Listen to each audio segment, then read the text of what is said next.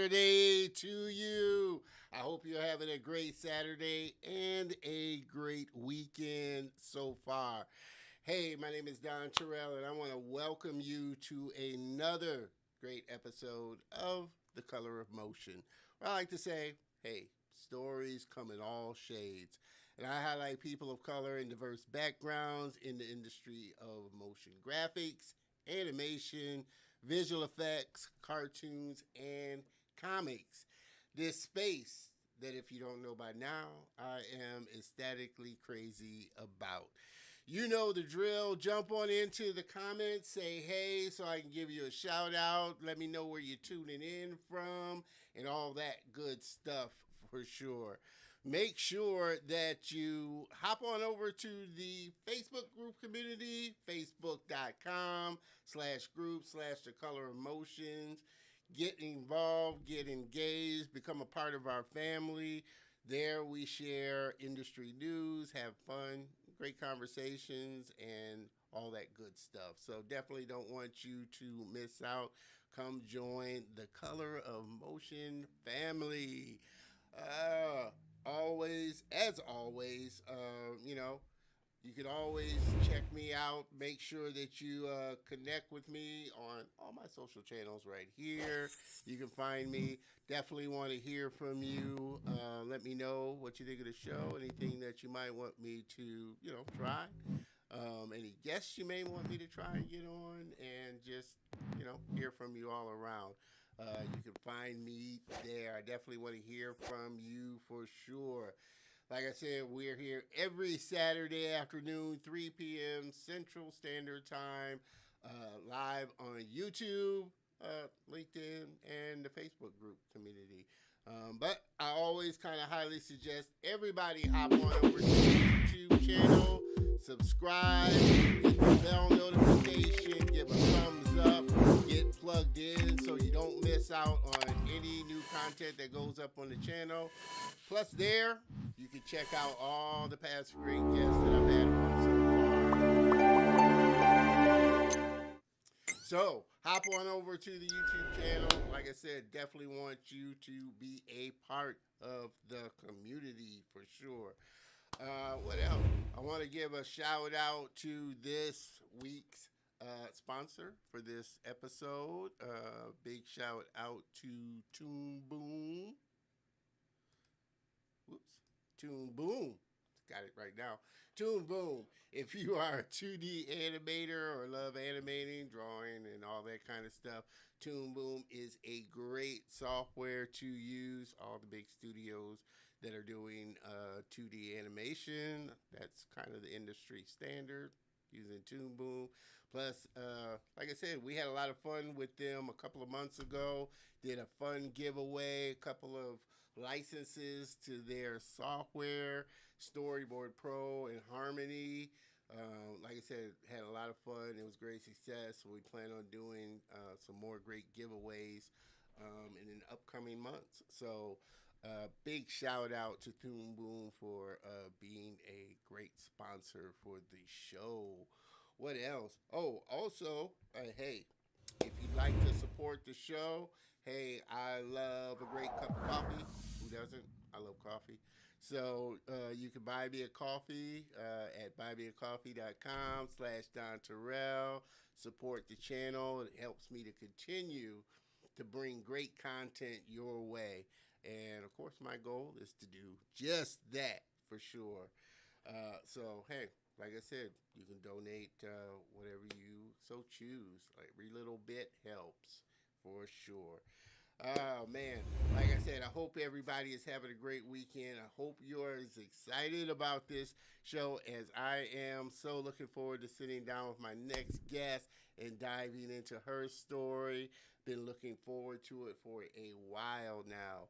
So I hope you are ready to get into this fun episode for sure. What else? I think I got all the housekeeping stuff done that, needs to be done. We're broadcasting on all the channels, so I think we're pretty good to go. So without further ado, let me introduce my next guest.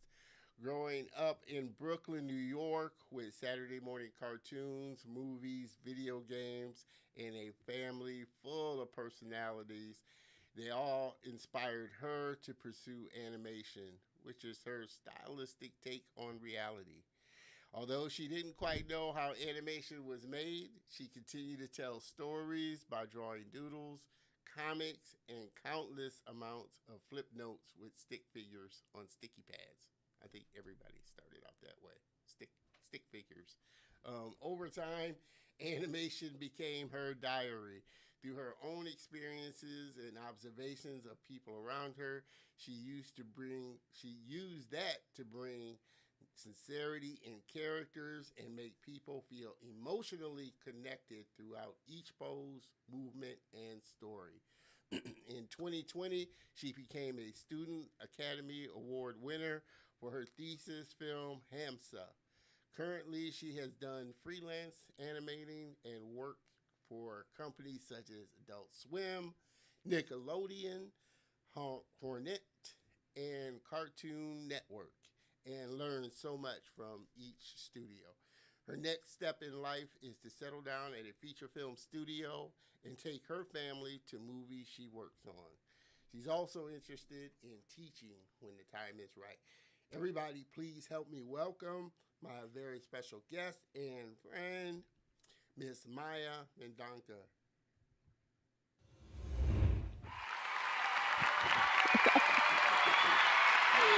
Hello. Yeah. Oh my gosh, the applause. Thank you. Thank you. We bring our guests on in style. So love Oh it. man. I appreciate you so much for taking the time to be on the show. I know when I first saw your thesis short, I was like, wow, this is pretty amazing. I got to get her on.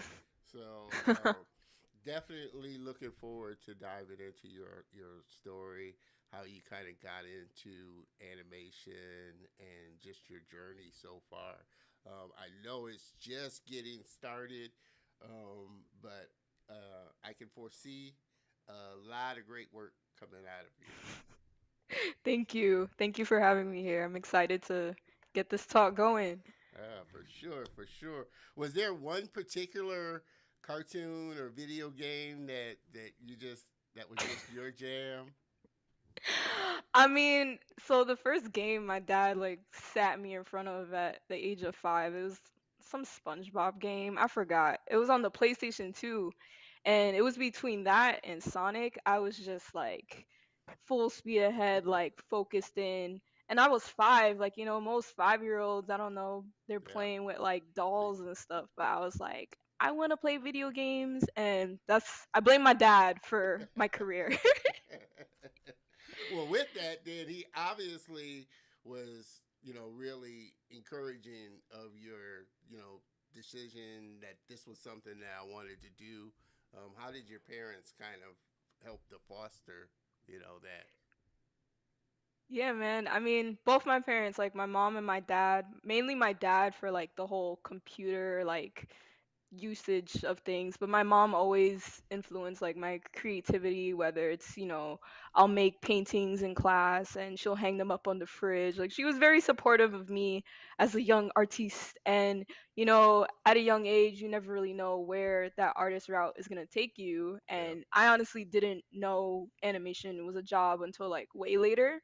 So once I decided on that and like, I did my research, I like showed my parents like, it's a great job. Like at the end of the day, I want to, make them happy with the choice I make. But what was great from them is that they want to make sure that I'm happy with whatever I do as a career, because I mean, you are doing this for the rest of your life, yeah. and you want to be happy with it. And I love animation, and I would do this till the day I die. Maybe like retire at 65, not till the day I die. But I always say this yeah, is this is a good thing because, like I said, you can do animation and cartoons and drawing until they put you in the box. So it's not like literally. not like a physical labor job where at some point your body gets tired, you know, and you have to find Yeah. something else to do. This profession you can do till you know you die. But it's Yeah, and you interesting never though. get tired of it. Yeah, but it's interesting though that, like I said, you know, your parents didn't, I guess, try and steer you in a different Mm-mm. direction or anything like that. Because I know a lot of, you know, of the guests I've talked to, and a lot of parents, like I said, they don't really kind of think it can be a lucrative or just a business profession that can provide you a good living.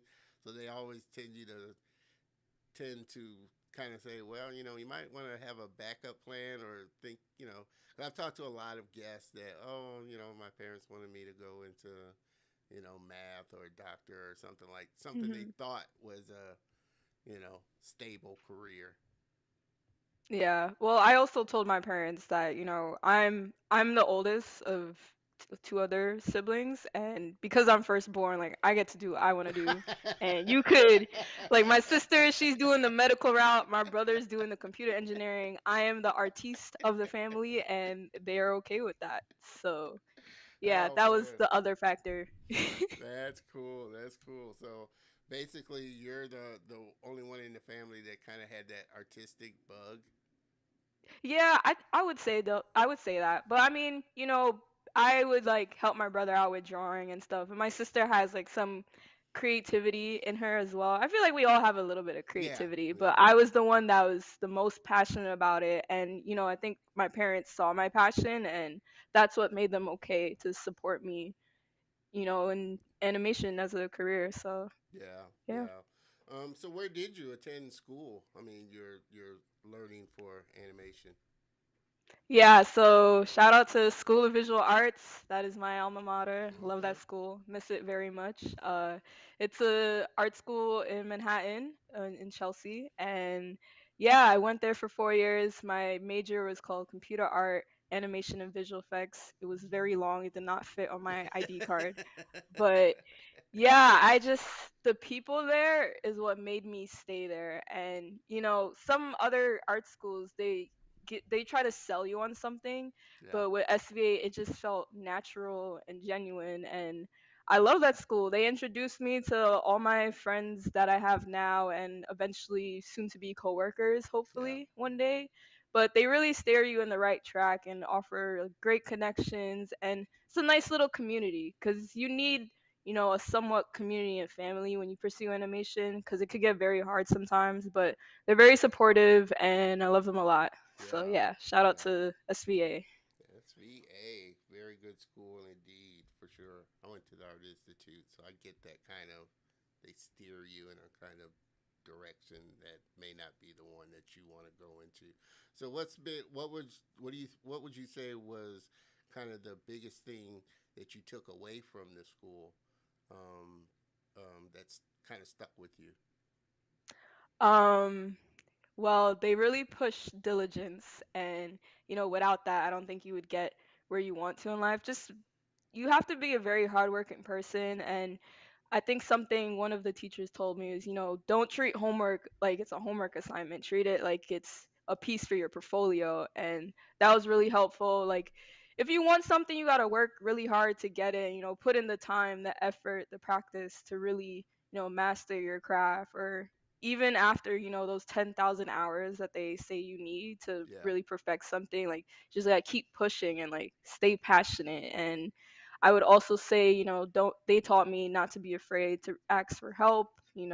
You could turn to like the person next to you in class and they'll help you with anything you ask. So yeah, it's two things they taught me: to be very supportive and don't be afraid to ask for support from others, and just be very diligent and hardworking. yeah, yeah. Now, was that something that surprised you or kind of, you know, took you a minute to get into, or were you kind of like that before, you know, just diligent about the things that you did and kind of hardworking about the things that you did before you got into VSA? Yeah, I think I was already, that type of person. It's just now that I'm putting all this effort towards art instead. Before, back in high school, you just focus on the typical subjects like math, science. So I was already, a bookworm when it came to that. But now I get to be a bookworm when it comes to, studying animation. I was like, was all in. So yeah, I would say I was already a hard worker before SVA. If anything, SVA, put the cherry on top. And yeah. Yeah. So was that? I mean, going through high school and kind of growing up, was that kind of something that your friends kind of maybe scratched their heads at as far as when you told them that was what you wanted to do and go at, or did they kind of Honestly, get? no, they really just saw that this was for me. Even nowadays when people see how successful I am, they always relate it back to high school and say like, "Yeah, I knew this was going to happen for you. Like I'm so proud of you." So, I think I was just that passionate that they already saw like this was meant for me. And yeah, they never were like, "Are you sure about that?" But yeah, Yeah. cuz they would see it in my work like back in high school too, like any types of drawings I would do. And yeah, they were really supportive. Awesome, awesome. So, I mean, for you, what's been kind of the biggest challenge of just doing animation and bringing characters to life? I guess biggest challenge right now is because I am working, it's hard to find time to want to do my own animations on the side because that's where I feel like you can showcase your best self in your work when you do your own personal projects. And I used to do that back in college because I did have the time, but now that I'm working on other animation, Yeah, and that takes up already half of your day. Sometimes you want to come home and just like relax, yeah, but I'm trying to find somewhere in me to just get that spark again to just do my own stuff because I have ideas written down of like little you know animation pantomimes I want to do, and just I need to just do it and yeah, just get it done because I feel like they would be great. Like I know myself and I know what I could do. It's just a matter of actually executing it yeah, and showcasing it to the world. yeah, yeah. And I'm sure that's kind of an ultimate end goal for you, is to, like I said, produce your own animated films and shorts and whatnot. Like I said, I think pretty much everybody that I've talked Yeah, to I is working I on didn't their own kind of thing at some point in their career. Yeah, and I mean, because it is pretty much early days for me getting Yeah, started in this career, I think what's important for me right now is to establish myself in this industry, move up the stepping ladders of, you know, senior animator, anim soup, or no, senior animator, then like lead. It's like milestones you have to take. But on the yeah, side, I should, continue doing what I want to do. Because it's true, like I want to animate moments where people like me can watch and relate to the same mannerisms or expressions a yeah, character does. I feel like you could tell so much about a character just through that because storytelling is beyond just like the overall story. It can be told through so many different expressions, yeah, whether it's just through the eyes, the mouth, like specific gestures a character does. You could tell so much from that. And I really aspire to have people like me in the audience watch a film, whichever film it is I work on, and yeah, they just have that aha moment like, wow, like I literally do that. yeah, So yeah, that's my goal, really. yeah. So was it hard for you, or who did you kind of pull from for inspiration? Because like you said, um, you don't typically see a lot of us people of color doing the work. Was there anyone specific that you kind of looked to or saw or like help kind of fuel you along? It's a good. There's a couple. I don't want to just say their name and I don't know their last name, but my tactic basically is after every film. I think I did this after Spider-Verse.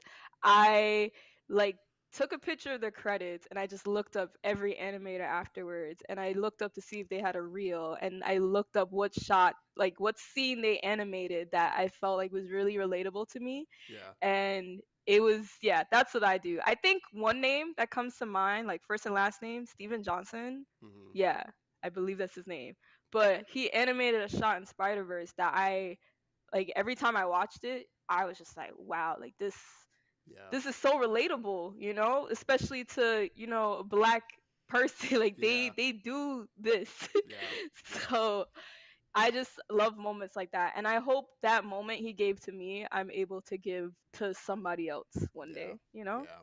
Now that's always the thing that you want to see kind of yourself, which I always say it was the reason I started the show. When I got into cartoons, I wanted to be a comic strip artist, but growing up when I started, there weren't cartoon characters in the comic strip. Not many, and there certainly weren't you know black cartoonists that I saw. Even though they're out there, so I know how inspiring it is to see something and you can see yourself in a character and really pull that from to help fuel you on.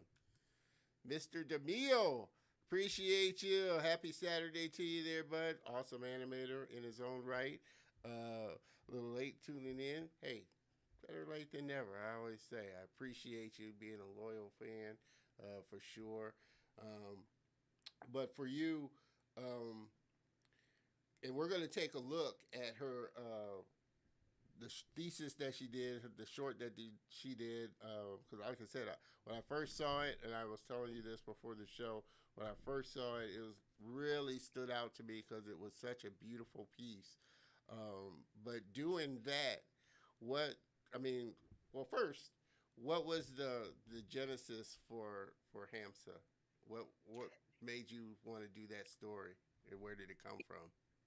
Yeah, so for Hamsa, I teamed up with two of my other friends from SVA, Chrissy and Daniela.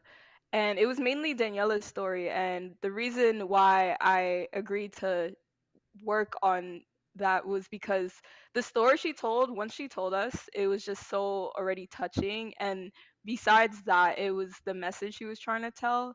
Because even though the message that we showed, it was for, those two cultures, it's a message that you could apply universally, whether it's like black or white conflict, North Korea, South Yeah, Korea. It's a very universal message, all like as a whole. yeah, And I was just really passionate on like being able to help my friend tell her story, yeah. and it was still relatable. And yeah, that's where it came from. We were just in school one day and sharing stories that we probably could tell for thesis. And I was really pushing Daniela to tell this one story, and that ended up being the story we chose. And yeah, I'm just really happy to showcase her story and animate on Hamsa. And yeah, So, what people was really the liked it. biggest thing that you learned through that whole production process? Because, like I said, I'm pretty sure it was a eye-opening thing for you to actually put something together in a production environment. Yeah, man. I mean, the first thing I learned is how much of an organizational freak I am. I just love organizing things, and without that, I think I would have struggled. But overall, I found out that I really enjoy helping others and like teaching others because I had an animation team that helped me as well, Yeah, but I would instruct them and like guide them. So that to me was fun. It could be a little overwhelming sometimes just because it's so like you're managing a team, but I knew I had it in me and it was really nice and fun to do. Also, communication is key with all your partners. At the end of the day, like if you have a question, you always have to ask, like, does this support the story? And that helped us out with a lot of like technical difficulties we had or like story related issues. Like, whatever we choose to do, does it support the story as a whole? And if it didn't, it had to go. If it did, then we kept working on trying yeah, to figure it yeah. out. So, is that something that you kind of see for yourself as being a production kind of person, and that kind of being your space as opposed to like just an animator? The role that you kind of fits you since you're a Um, really organized type of person. I mean, production is cool, but I really like animating. I apply my organizing to my animation as well, like how I set up my shots. And yeah, I think just being an organized person as a whole will support me in anything I choose to do. But yeah, I really want to be an animator and tell stories and do all that fun stuff. Production is cool, but it's not as fun as animating. Well, and it's funny because, like I said, and you don't really get it until you see the end credits, all the people in just positions and things that go into an animation, getting it done for sure. Um, what's um, been to this point, I guess, the best piece of advice that somebody's given you that's kind of serves you? Best piece of advice. Uh, damn, I wish I remembered it word for word, but it was along the lines of like, if you want it, go and get it. I know it sounds so generic, but it's true, just I have to stop making excuses for myself. And if this is something I want to do, then I have to put in the time and effort to do it. Like, there should be no excuse for whatever it is that I want to get and, me preventing myself from getting it. I guess another piece of advice is just to like stay passionate even through like your ups and downs, just remember the passion you have for what it is you do at the end of the day, and that'll keep you going. For sure. And like I always like to do, hey, piece of bomb on some bomb advice there. I hope you caught all of that for sure. Oh my gosh. I like to keep my guests, like I said, on their toes for sure. Mhm. Um, for you, has there been any? I mean, like you say, you're still just starting your career and kind of getting it off the ground. But has there been a point where the passion kind of was hard to get through, or just you know, the motivation was kind of hard to get through? Yeah, I would say, I graduated in 2020 and we all know what happened in 2020. Yeah, So after that, it just felt kind of hard for me because, I just spent these last 2 years putting in all this effort and work, and my drive was like at its highest during those last 2 years of college because of my thesis film. And, COVID happens, we had to finish the film remotely, and that was a little difficult. And there's so many worries going on in my brain, like, oh, am I going to have a job after college? Like, what am I going to do? I'm worried about my health. I don't know. So yeah, I think from that moment, like, the motivation started to lack. And usually people see this time of remoting and, like, just quarantining as like a stepping stone for them to create stuff. And for me, like, I wanted to do that, but I also just wanted to like chill out, yeah, because I felt like, one, these past 2 years, all of my work is just gone to waste now because of COVID, and I just really wanted a break. And I think that's everyone after college. They have like a little bit of post college depression yeah, and stuff. But, you know, fast forward 2 years later, I have a new job. I moved to a whole different country, and I'm ready to, get this animation thing going again and start doing my own stuff. I feel like the ideas have always been there, and like I'll set up the shot and like be ready to animate, but then I take a couple steps back and I'm just like, like, I have so much other stuff I need to do first. But I feel like I'm ready to get going now. And yeah, I can't wait for me to finish all the little side projects I want to do. yeah, yeah. So, what are the type of stories that you want to tell, and that you feel are inside of you that eventually you want to come out? Yeah, so I one thing that inspired me recently, I got to visit, where my dad is from, Guyana, and I've been to where my mom is from many times. She's from London, but her background is in Nigeria and Barbados. Hmm. And just growing up hearing all these different stories from your parents is just like, wow, like I want to be able to tell their story one day. It's not always about me. Like, I came from my parents. I want to be able to like pay homage to them. Yeah, Homage? I don't know how you say that word. But homage. it's just, it's so touching. And also, to get even more specific, there's just like certain mannerisms that people of color do that I feel like aren't portrayed in animation enough. Yeah, And I feel like I would be able to showcase that, so that way people could see it and be like, wow, like I do this too. I That's always been my goal in life, to make sure people could relate to what it is I do and be authentic with it as well. yeah, yeah. Are there I mean, we're starting to see a lot of different stories come out, a lot of different animations starting to come out. Have there been ones lately that you've looked at and watched and like, wow, that was really good, animation. The storytelling, the characters were good, the animation style was just something that, really hit you. Yeah, I mean there were a couple moments in Intergalactic that I felt, were never shown in animation before, and it was good to have that type of representation.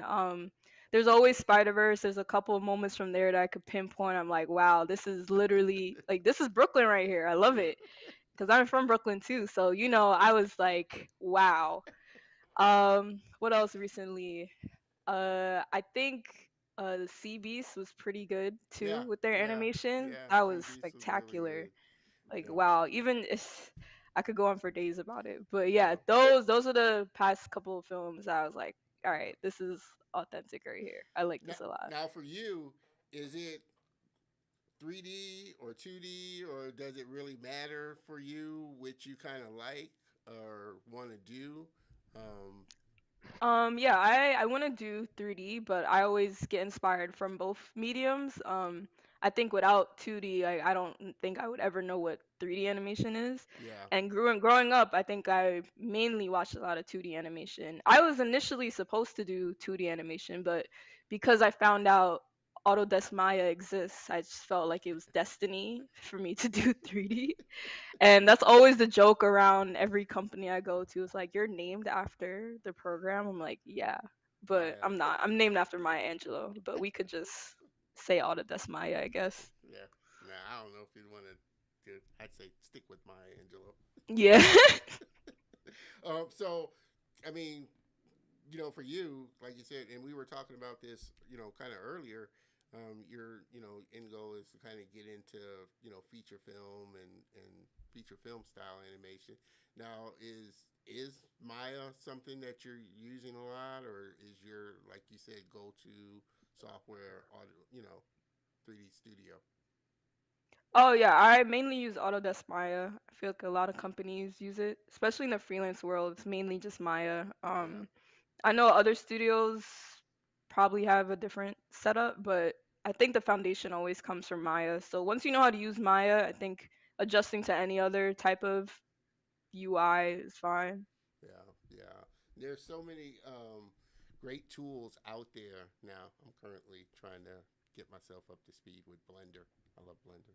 And the fact that it's free, you can't beat it. Um, Yeah. for sure. And everybody that's just joining in, like I said, we're having a fun talk with my friend Maya Mendonca. We're going to take a quick look at her thesis. Like I said, it was a beautifully done animation, and the story looks incredible. And we're going to jump back into some conversations about that for sure. Mr. No Parking, I appreciate you tuning in as always. Maya says hello, and we're getting ready to dive into some Hamsa.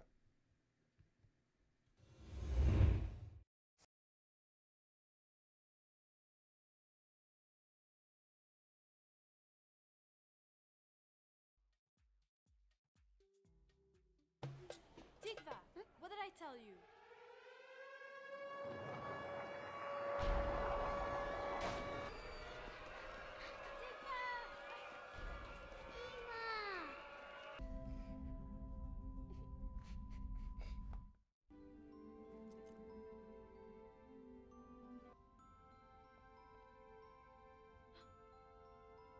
Tikva? I was looking everywhere for you. I thought I lost you.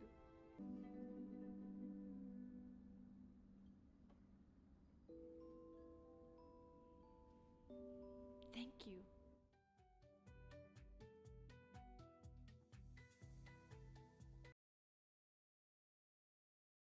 Such a beautiful piece. What was the time frame that you had to do that and put that together? Yeah, so we had about a year of pre-production, so storyboarding, character designs, a little bit of previs in that first year, and then another year, which is my senior year, for production basically. I think we wrapped up our previs around October. So from October to I think around maybe February is just all animation, at least on my end, and then there's the environment side of things, the character TD side of things. Yeah. So yeah, about 2 years. Wow. like school year time. Yeah. Cool, cool. So, are you like most animators and film a lot of reference of yourself doing, the performance and everything? Yeah, we do. It's probably the like funniest part of the job because you watch yourself and you have to animate that, and it's just it's so funny to watch. It's like, Yeah, wow, this is me right now acting for this character. yeah, All animators are actors and actresses, I yeah. believe. It's just our acting is hidden behind a character.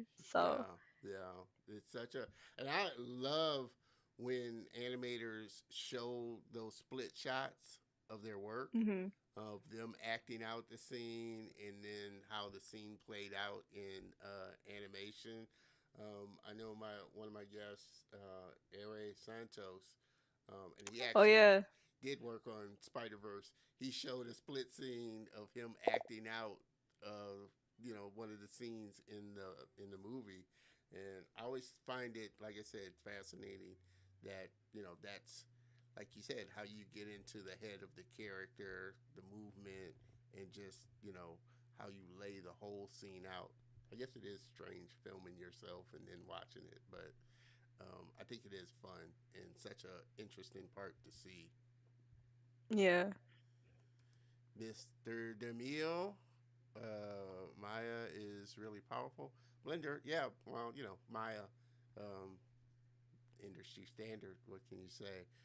But like I said, I think it is um, such a good thing that you're starting to see a lot of tools, such as Blender, that are really starting to gain traction. Do you feel like now there's a lot more tools and a lot more, not only tools, but just tutorials and videos, like you said, YouTube, where you can really learn without necessarily having to go to school. For you, do you feel like having that was what you needed to go to VSA, as opposed to how maybe some might do it and just they just learned the software, they just learned animation? For you, was that something that you felt like you needed the structure of going to a school?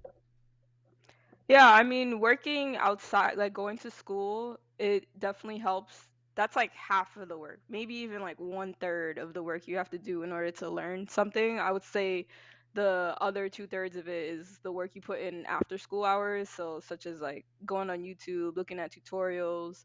The other one third of that would be, looking into online schools, or at least that's what I had to do, because my school is very focused on the look development side of 3D animation, and they're really great at that. So I decided to, put in the extra work and go to online school when, the school year was over. And I think that really helped me out a lot. It was like watching YouTube, but it was, you had that person that specializes in specifically character animation, and it was really helpful versus Yeah. like going to school and like you have to learn all these other parts of the pipeline, which is still very important to know. But yeah, I just took the extra time and effort to try and, So you did really both. study animation. So you did Yeah, both online it did. online school and going to VSA, visual arts school, Oh, SVA. SBA, Yeah. a brick and mortar school. Yeah, I did both, and it wasn't like a school. It's just more like you sign up for a class, and that class lasts like maybe 3 months. Yeah, And yeah, yeah. So what online school, or you did, what online school did you go? Because like you said, so many great ones out it's there. so many. Noman is big. Mhm. Animation Mentor is another big one. I was looking into them for a while. I Animate. There's just so many great online schools, like you said, that give you a much more hyper focused, I guess, training from Mhm. people that are actually working at studios. I guess more so than say like a school like Savannah or something where they're a teacher. They may have worked in the industry, but they're a teacher working for a school now. Do you think that is probably a better route? Maybe getting training from like these online schools that most of the instructors there are working at studios. I think both are pretty beneficial because the instructors in school, they also still work in the industry Oh, okay. during their, outside their school hours. But yeah, I animate. They were pretty good with helping me get my, body mechanics down correctly. So yeah, they're a good foundation starting place to go to. But all the animation schools I hear are really good. I guess it's about whichever one fits your budget. Yeah. But they all have like instructors that work in the industry, and they give you like little tips and tricks that'll help you. It's a lot of good teaching moments, and for as a student, you hear like certain pieces of advice they give you, and that is the answer to like all your issues with animation. Yeah. So yeah, Yeah. it's really helpful. So I'm curious. The people that you work with on your thesis, where are they at now in their kind of journey? I mean, have they gotten on to studios or are doing, kind of what they went to SVA for? Yeah, they are. Yeah, Chrissy is at Disney right now, Okay. and then Daniela's at Pixar. Oh, wow. They're Okay. they're all thriving. We're all thriving. Oh, that's awesome. Awesome. Gonna have to get all three of y'all, and that'd be a great show. Have all three of y'all on and Yeah. talk about your experience and everything. Do you feel that's another um, big big element to being in the industry is building these relationships? Because everybody tends to, like you said, you don't know who's going to be a director or a producer Mhm. on a film or a show or wind up at a studio. Do you feel like that was another good thing that you focused on was just building really good friendships and relationships with people in the industry? Yeah, I mean, I think it just kind of happened naturally because before we were thesis partners, we knew of each other and like we were friends. And even throughout our thesis process, we developed a friendship. So that's important to me besides anything else, besides any type of, work relationship. But Yeah, yeah, I think it just comes naturally as being a student in a school. You make friends with people, and then, eventually later on in life, these are people you end up working with, and it's really cool. We keep in touch still, and it's just fun to have a friend that's also in the industry as well. yeah, yeah, definitely. Mr. No Parking, the CG looked gorgeous. Very, very talented. Yes, of course.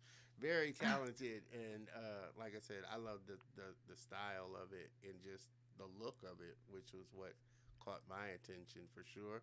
Mr. Yeah, DeVille, that's all my outstanding work partners. for sure. So, what is the the underlying story behind it? I mean, because we just got a clip and a little short, little clip from it. So what was is there a longer version story that it played into? No, I mean, it could play out into a longer story if it wanted to, but the underlying story is basically, there's these two women of two different cultures placed in, a mist of chaos, and the child, Tikva, she is pretty much, a representation of like the new generation and how they should like welcome each other and, be open. Like they're two separate cultures, but essentially they're both the same, and it's Yeah, just about establishing a relationship with each other no matter what cultural differences you have. yeah. Were you surprised? Like I said, of the outcome, your award winning, Academy Award winner, and it, like I said, won some awards. Did that kind of surprise you guys or catch you guys off guard a little?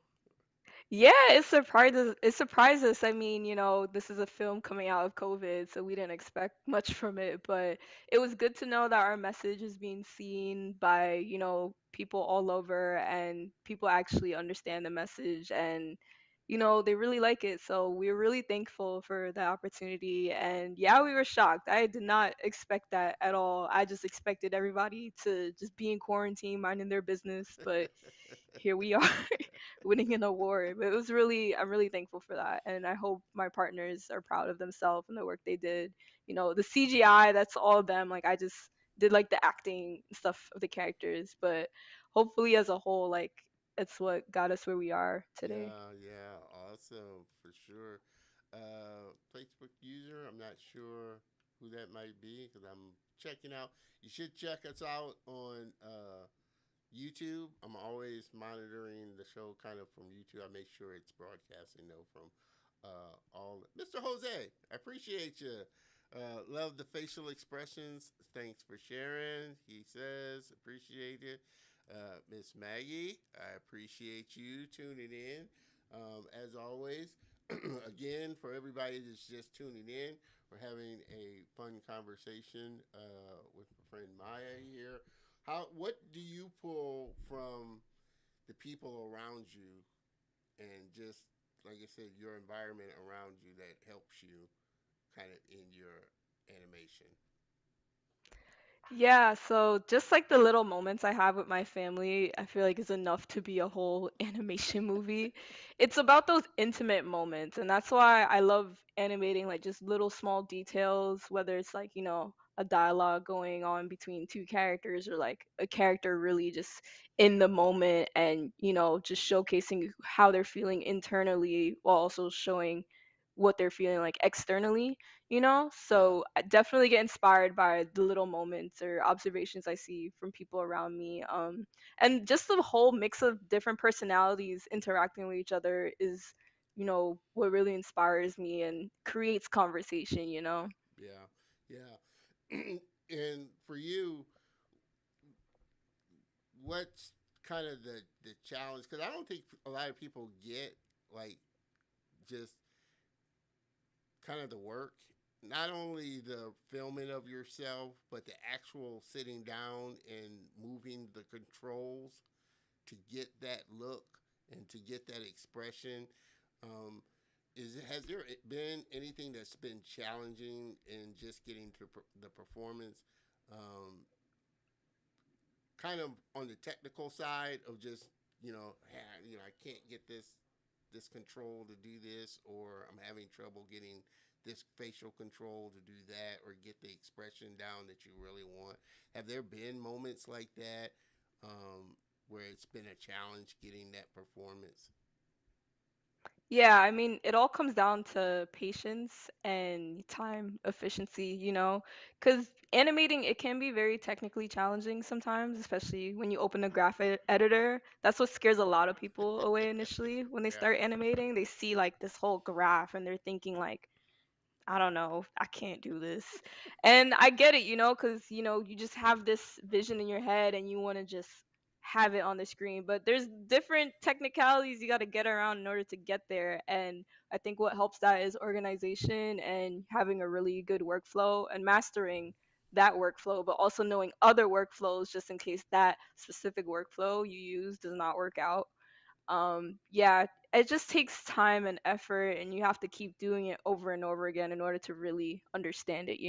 Yeah. Because there's a whole technical curve you have to get over, and once you get over that technical curve, then you can start going into like the creativeness of it and really exploring it while knowing the technical things you need to know in order to get that creative outcome. Get to that So creative point. So how for you, how long was that kind of technical oasis to where you felt like, okay, I know the software, I know the things I can do with it. How long was that, the process would you say was for you? Okay, well, I would say my freshman year, it was more about just trying your best to showcase your creativity with the lack of technicalities. So that was fun. And then sophomore year, I think was really about nailing down the technicalities of it and like actually understanding what each function does in Maya and how to get what it is you want to execute through the specific functions you have. And then junior year, I feel like is where a well mesh of it all came together and it started working out. But honestly, as an animator or as an artist as a whole, you're always still learning new things. I Yeah. mean, I use a bunch of scripts now that help me work faster, but there's some times where I want to take a step back and actually figure out like, you know, what am I doing? Like if I do this, what does it do? Yeah, yeah, So yeah. it's just yeah, like you could get so like invested in like scripts and like finding quick ways of doing things, but also you need to understand what it is that it's doing Yeah. first before you Yeah. just like hit a script and it's like, okay, this works now. Yeah. Like you can't do that. So, yeah. But do you think for you, you immediately kind of stepped into Maya and using Mhm. Maya. You didn't use like any kind of prior software to that. I think that was the thing that kind of really turned me off from animating. When you open up the software, you got all this stuff and you're just so overwhelmed. I know when I first started learning 3D and getting into it, it wasn't Maya, but it was Softimage. I don't know if you remember that software, but it was kind of like Maya. It was at the time industry standard. I think they did Jurassic Park with it, Mm. doing the dinosaurs, which is why I kind of fell in love. But it was such an overwhelming software that it really turned me off, just animating because you saw all these buttons, all these things. So are there just like most, I guess animators might say there are only a few tools that you will really use? Are there just a few tools that you just are the ones that you tend to use the most? Yeah, I mean, you have your everyday uses of tools that are very convenient when it comes to animating, but anytime there's a new script involved, check it out for a bit. I think it would take a while for me before it becomes, an everyday type of tool. It really depends on what it is, but what I mainly use a lot is there's a tween machine and there is a great script called Animbot, which has a bunch of different scripts in it. Yeah, It has a lot of scripts. I don't use all of the scripts, but I use it for like selection sets, maybe some of like the tweening tools they have there. There's like a polish curve tool. But even then, like, you have something like Anabot that gives you like it's like the Bible of animation tools, but you need to take time to understand what it is that tool is doing. If not, you're just going to be using it for no reason and yeah, not know what's going on with your work. But yeah, those are a couple of tools I use. Studio Library a lot, especially for like TV animation. That way you could just copy an animation from before and just like use it, tweak it a little bit. Yeah, there's so many tools, but those yeah, are the main ones I use right now. yeah, yeah. Mr. No Parking, I agree, Maya, that entering a 3D program can feel worrisome sometimes, particularly with stuff like modeling and rigging. Now, do you get into the modeling and rigging, or are you just strictly kind of staying on the animating? I know a little bit of rigging, but I want to stick towards animating. It helps though as an animator to know how rigging works, Yeah, just in case something's not working out for you in your animation. Maybe it's something rig related and you could figure it out yourself, or exactly what it is the issue to communicate to the rigger, if anything. So yeah, yeah, it's always good to know like two parts of the pipeline as a whole, like in animation. So yeah, animation and rigging coincide really well yeah. together. So, what's been for you the most surprising thing to date coming into the industry that you kind of didn't think surprised you kind of coming into the industry? Was there anything that kind of caught you by surprise or like, oh wow, okay, I guess, how busy everyone is, but also how willing they are to help. I think that's one of the first things I learned at my internship in Cartoon Network, because that was my first time really like in the industry. yeah, And, they really enforce you to ask questions about anything. I know it's typical for people to feel bad sometimes to ask someone for help yeah, because you're thinking like, oh, they're probably busy, let me not bother them. But, they were once in your position at some point, and they also had questions that they needed answers to. And if they didn't ask those questions, they would never find the answer. And yeah, they're really helpful, I would say, in this industry. awesome, awesome. So, um, what kind of and we kind of touched on it a little earlier, but talking about it a little more, what's the kind of impact that you hope to make um, to to younger girls of color when they see your work and get inspired? I want to make sure that they know they are wanted in this industry. And not only are they wanted, they are needed, because there's just something about Black women and their ability to showcase emotion that I feel like is lacking right now. And I remember I had a moment the other day with a couple of people I know that are also in this industry, and someone like shook my hand and was like, I didn't know you exist, meaning, and I asked, I was like, what do you mean you didn't know I exist? Like, they didn't know a black woman that works in animation or is an animator specifically Yeah. exists. So yeah, I've seen a couple of us in this industry as like, texture artists, modelers, riggers, cool. But animators, if you are watching this and you are a black woman, please keep going. We need you out here. I Oh need you. man. The industry needs you. It's just, it's a great time here and we need you to join us. Yeah. So please, Yeah. we need more of our stories told. And even if it's not our stories being told, we need to help people with these stories and just showcase the emotion that needs to be told Yeah, yeah. properly. And So, there's so many voices like that, and it's funny because I was just thinking the other day. I was like, of all the people of color that I've had on the show in diverse backgrounds, I hadn't had a Native American on the show or oh somebody that wow. was a Native American. And then I saw a post on LinkedIn of this Native American girl that did an animation. I'm going to try and reach out to her and get her on. But um, like I said, there's so many great out, and that's been the one, um, I guess, shining moment out of doing this show.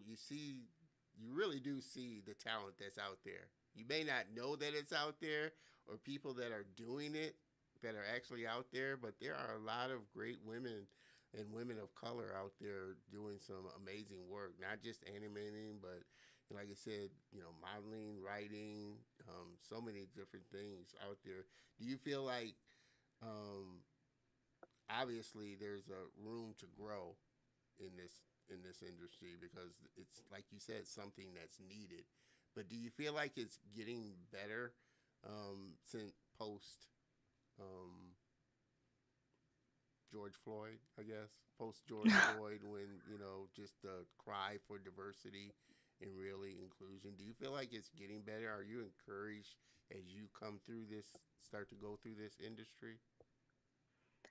Yeah, I think after that definitely woke a lot of people up. And yeah, I think I want to believe that it's getting better. I don't know like the actual process of it happening, but I want to have faith and hope that, these companies are making better decisions as far as like having more diversity in their staff, and not only in their staff but in their films that they want to tell as well. And yeah, I think we're at the beginning of it. Like, there's definitely been some films showcasing all different types of backgrounds, even like disabilities, like just showcasing, more of what the real world looks Yeah, like rather than like a set image all the time.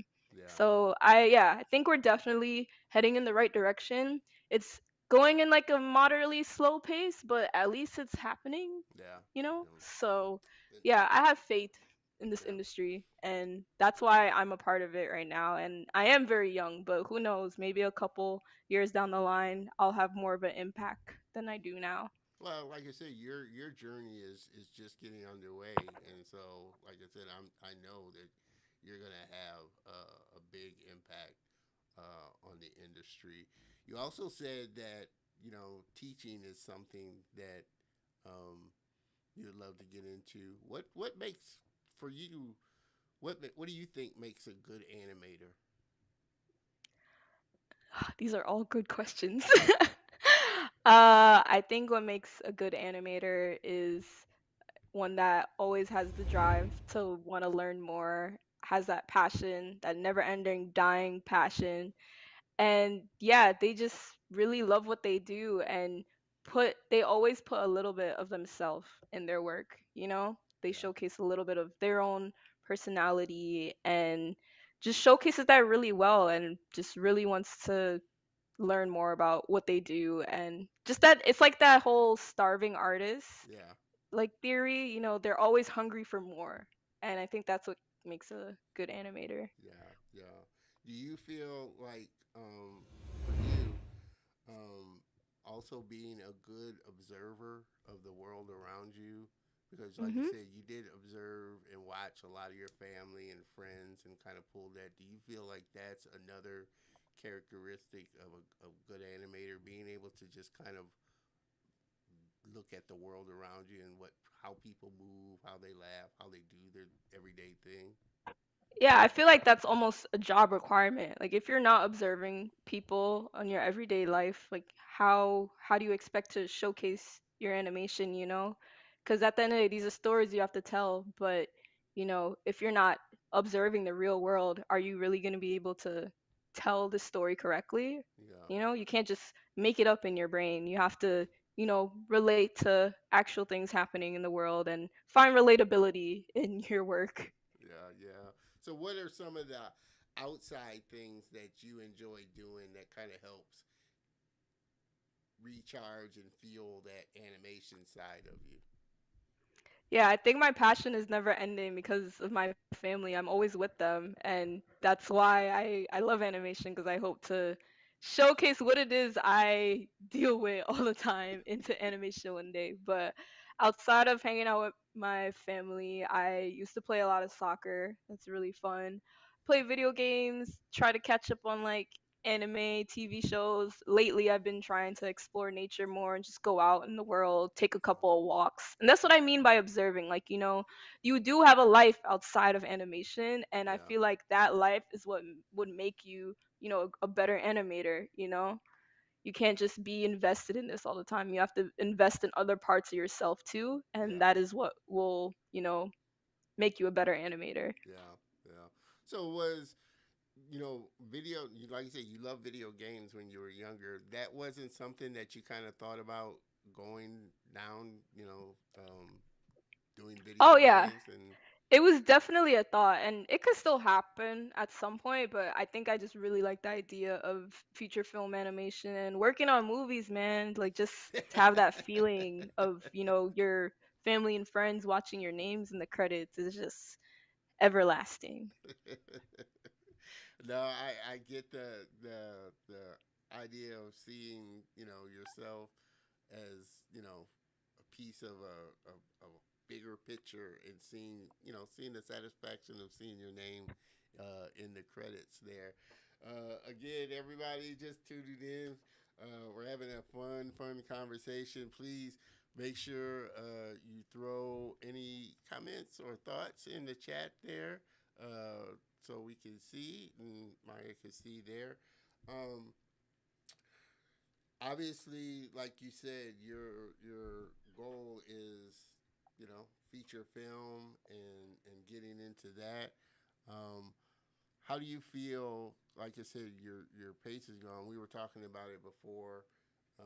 You just moved to Vancouver and kind of getting things kicked off. Um, and having come out of COVID, that kind of space where you felt a little unsure. A lot of people were feeling unsure about just the path that they were kind of going on. How do you feel about your trajectory and where you're going now? Yeah, I think everything happens for a reason. So that 2-year break of where I had a lack of motivation for animation and I just felt stuck, I think it was needed. I needed time to reflect and realize that everything is going to be okay. And it is, I feel like this is a brand new start for me, starting with just moving to Vancouver. I feel like the animation industry is booming over here. So that's It step is. one. Step two is now creating content and making sure I show the world, who Maya Mendonca is and what I can do with my animation. And after that, who knows? The world is my oyster and I'm excited to see where I go. But I think a brand new, fresh start is really what is happening for me right now. And I'm just taking it all in and I'm getting my drive back. Awesome, awesome. Well, like I said, this has been such an amazing conversation. I know I've enjoyed it, and we were talking about it a little before.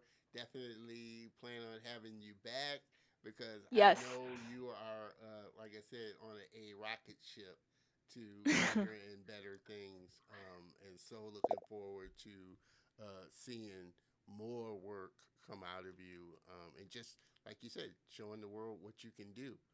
Um, Miss Maggie, as you come in, please, she's my advocate. Please like, Oh, subscribe, comment, and share this video. Please do. If you know of any potential young animators that may be out there or somebody that wants to get inspired, please make sure you share this for sure. And not only this one, but all the other great creatives. Share the videos, comment on them, because, like I said, it does help to inspire others that are looking to get into the industry. Um, One final word. What one final thought would you love to leave the viewers with? Before we close out. oh man. This is gonna be so cheesy, but stay passionate. Stay. Hey, I gotta get to the Not solo the shot. the bomb drop. No, not the bomb drop, but the solo Okay. shot. Stay, Okay. Okay, I'm gonna look into the camera. look directly into the Stay camera. passionate. Stay passionate. Love what you do and keep on doing it. You're going in the right direction. Don't give up. And if you feel like giving up, just remember why you wanted to do this in the first place. Boom. Drops Hey, mic. Drops bomb. I'm gonna have to get. Yeah, I'm gonna have to get a mic drop A for mic that. drop. Yeah, mic drop. But until I do,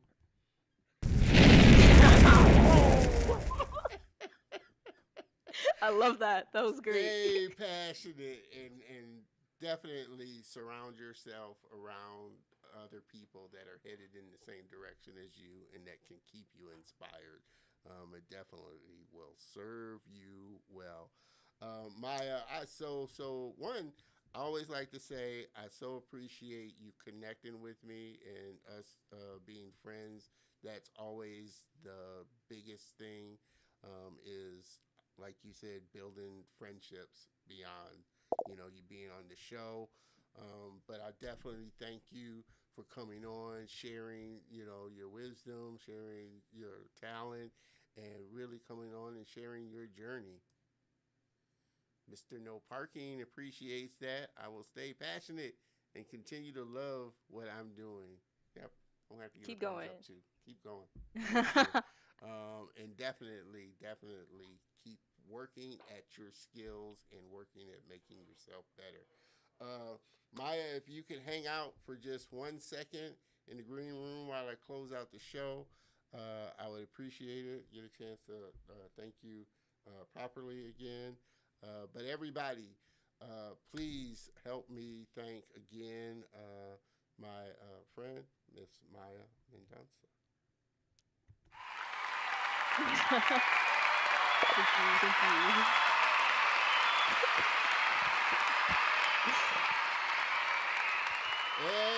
Everybody, I enjoy so much doing these episodes. Like I said, for me, it's just a blast connecting with so many talented people. That's the highlight and the cherry on top for me. I make so many great friends in this space that I love, and get to highlight their talent, their skill, and really shine the spotlight on them because, like I said, you don't know just the people that are involved. It's in a lot of these things that we enjoy and a lot of these movies and films that we enjoy. And you never can tell and never know where, somebody's journey is going to take them. And I enjoy, like I said, being a part of everybody's journey along the way. Mr. No Parking, yeah, I appreciate that. I'm going to have to find the mic drop little animation to play as well. But I appreciate that for sure. I hope you enjoyed this episode as much as, like I said, I've enjoyed doing it. Appreciate that, Miss Maggie. I appreciate that again. If you know of anybody that is remotely interested in the industry or just want to really hear some great information from a lot of creative people, please make sure that you share, like, and comment on the shows because, like I said, that definitely helps the channel as well. I hope for yes, I plan on reaching out to, but I was telling Lewis last week that I wanted to bring her on, Afton Corbin. Afton, if you're watching and happen to come across this, I definitely want to have you on the show because she did an amazing Pixar short, 20 something. I thought was really well. So, yes, definitely, please connect with me if you want to see somebody that I might try and get on the show. I definitely, like I said, want to hear that from you for sure. As always, I appreciate everybody that's given me a little bit of their Saturday to bring some fun and some joy and a little value and knowledge in this space that we're all kind of, enjoy and love. Otherwise, we wouldn't be in this space. Definitely, like I said, have a passion for what you do. Definitely won't be work. And this is definitely not work for me because I enjoy it so much. Again, thank you to Maya for coming on, being a part of the Color of Motion family, coming on to the show. Thank you, the viewers, for tuning in as always and supporting the show. Definitely make sure that you tune in next week because, like I said, we're planning on having another great episode with my guest and friend, Mr. Omar Gomet, visual development artist with Marvel Studios. He does some amazing work as well. So make sure that you tune in next week because you're not going to want to miss that as well. Everybody, yes, stay safe. Have a great rest of the weekend. And I will see you next week. Same bat time, same bat channel. Have a great week, everybody.